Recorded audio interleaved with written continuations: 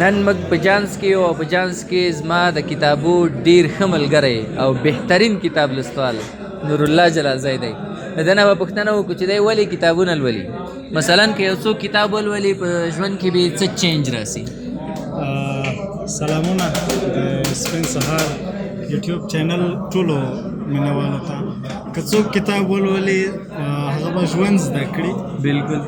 او که څوک کتاب نه لولي هغه به صرف ژوندي وي مګر له ژونده خوند نسي اخیستلی. زه ځکه کتاب لولم چې غواړم ژوند زده کړم او په داسې بڼه یې زده کړم چې له ژونده خوند واخلم.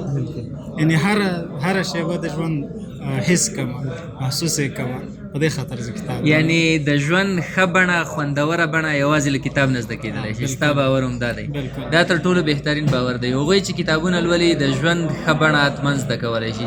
زه په خپله که د خپل ځان مثال ورکړم، کله مې چې کتاب نه یې لوستلی یو چا سره ښې خبرې نشم کولی. یعنې هغه خبرې نشم کولی چې د یو چا د راښکونه او هرکلي وړ وي هغه خبرې. همداسې ده. زه خپله چې بیا کتاب ونه لولم هغه ورځ خفه یم. یعنې لکه یو شی چې مې ورک، لکه وخت دی چې ضایع کړی، لکه وخت چې مې ضایع کړی وي. خو کومه ورځ چې ما کتاب لوستی وي، که مې نور هېڅ کار نه وي کړی، زه خوشحاله یم. داسې د خوشحالۍ احساس کوم. په دې خاطر کتاب لولم.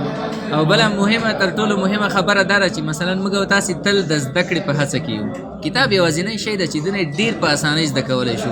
البته یو کار بل هم کېدلی شي چې کتاب لوستونکی ملګری ولري، له هغه نه هم ته دا شی ولري چې کتاب لوستونکی ملګری ولري، له هغه نه هم حتما ته ژوند او ښه شیان او نوې خبرې زده کولی شي.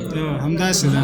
زه تل دا هڅه کوم. حتی دلته جانس کې لا ډېر وخت ما کوشش دا وي چې ډېر رشم وي دلته، اوسګارېږي ډېر رشم وي. بیا هم د څوک د کتاب خبرې راته کوي، زه ورځم هلته ورسره کېنم.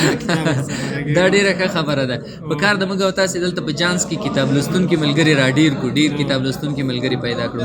ځکه دلته ځینې وخت داسې هم وي چې کله کله د کتاب لوستلو لپاره هم چانس وي د ورځې په جریان کې، په ځانګړي ډول له غرمې مخکې.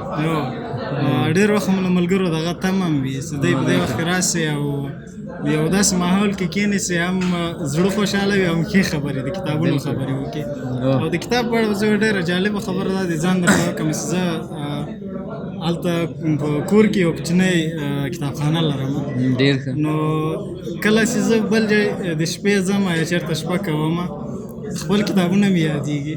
یعنې د ما د کتابونو څنګ ته ځای اچولی یم، هلته ورسره ویدېږم. له کتابو سره ویدېږي؟ کتابو سره ویدېږم. که هغه نه وي یادېږي مې. سهار چې کله چې راسم اول یارې ځم خپل کتابونه ګورم. څومره خوندور عادت.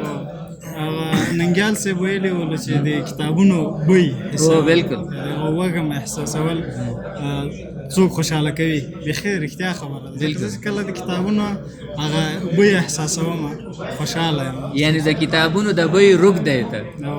څومره ښه واله.